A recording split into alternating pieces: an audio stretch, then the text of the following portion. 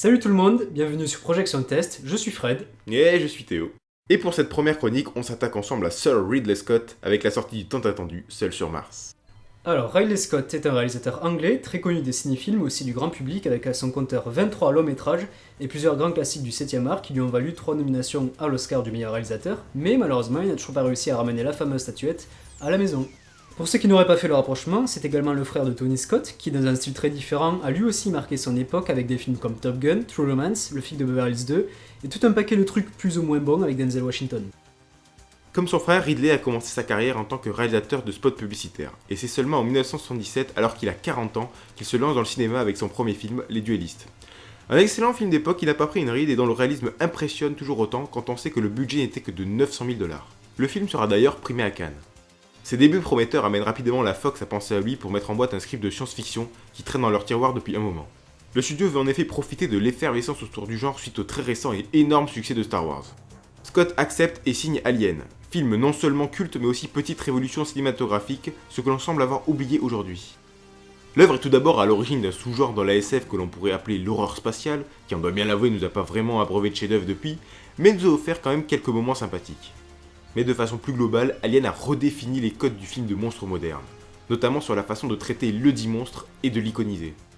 Et le réalisateur britannique n'en a pas fini avec la science-fiction. En 1982, il adapte à l'écran une nouvelle du désormais célèbre Philip K. Dick. Blade Runner n'a pas le succès escompté, les critiques sont mitigées et le public ne se précipite pas dans les salles. Cela dit, avec le temps, le long métrage va se construire une réputation incroyable, notamment grâce à la sortie d'une director's cut avec une fin radicalement différente, et jusqu'à devenir l'une des œuvres fondamentales de son genre. Et accessoirement, c'est mon film préféré. Après ces monuments, la seconde moitié des années 80 est moins glorieuse, avec plusieurs échecs successifs. Légende tout d'abord, film de fantasy visuellement intéressant, mais dont l'histoire, disons simpliste, n'a pas convaincu. Scott se tourne alors vers le thriller, mais Traqué va lui aussi bider à sa sortie malgré un bon accueil critique. C'est le contraire pour Black Rain, divisant la presse mais financièrement très rentable. En 1991, il met cette fois-ci tout le monde d'accord avec Thelma et Louise. Enfin, presque tout le monde, car le film fera tout de même couler beaucoup d'encre à sa sortie pour sa violence et son prétendu message féministe. Il est maintenant considéré comme une des œuvres majeures de la filmographie de Ridley Scott. Le réalisateur britannique va ensuite connaître une des pires périodes de sa carrière.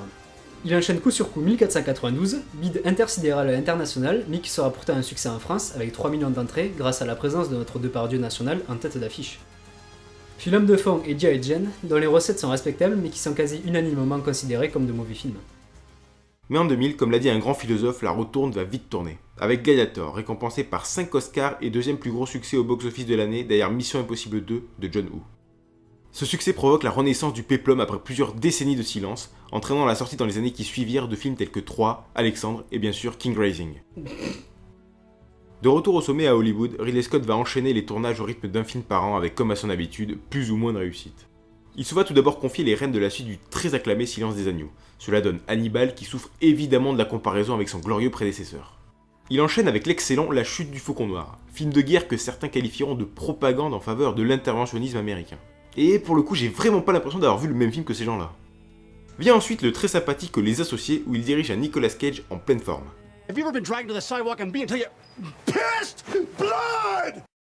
En 2005, Kingdom of Heaven, drame historique à l'ambition démesurée, divise les critiques et le public, mais bénéficiera d'une director's cut de bien meilleure qualité que la version cinéma. Cela ne sauve malheureusement pas le film de résultats foireux au box-office.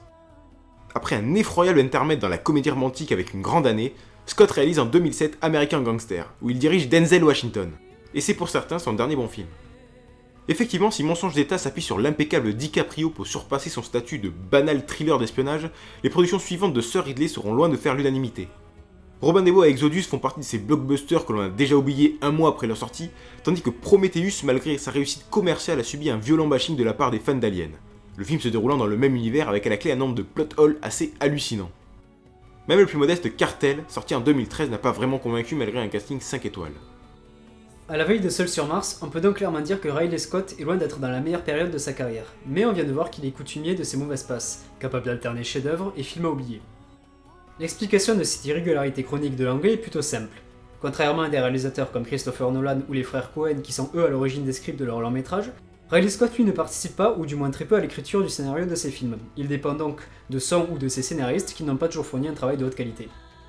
Ce qu'il faut comprendre, c'est que Ridley Scott apporte un style et non pas un univers à ses films. Et le fait justement de ne pas être enfermé dans un univers explique sans doute que sa filmographie soit si éclectique, couvrant quasiment tous les genres cinématographiques imaginables. De la science-fiction au péplum, en passant par le film de guerre ou de gangster. Bref, des œuvres très différentes, auxquelles Scott amène quelques thèmes récurrents, mais surtout un style visuel et une réalisation identifiable.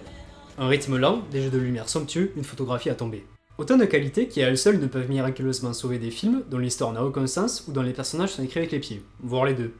Après il faut être clair, même si on semble vouloir mettre les échecs de la carrière de ce cher Ridley sur le dos de ses scénaristes, il ne faut pas oublier qu'avant d'accepter de réaliser un film, on lit le scénario. Ne pas déceler les faiblesses de celui-ci est une faute que Scott semble avoir faite à maintes reprises. Et si les scénarios sont à la base des faux pas dans la carrière du Britannique, il en est sans doute de même pour ses succès. Beaucoup semblent penser que le nom de Ridley Scott au générique est un gage de qualité pour un film. Ce n'est malheureusement pas le cas et ces dernières années sont là pour le rappeler. Le réalisateur anglais est capable de transformer une bonne histoire en chef-d'œuvre, mais encore faut-il la trouver cette fameuse bonne histoire. Seul sur Mars étant adapté d'un best-seller d'Andy Weir salué par la critique, il y a de quoi être confiant. Et sur ces derniers mots, on se donne rendez-vous la semaine prochaine pour la critique de ce fameux Seul sur Mars. En attendant, portez-vous bien, ciao. Salut!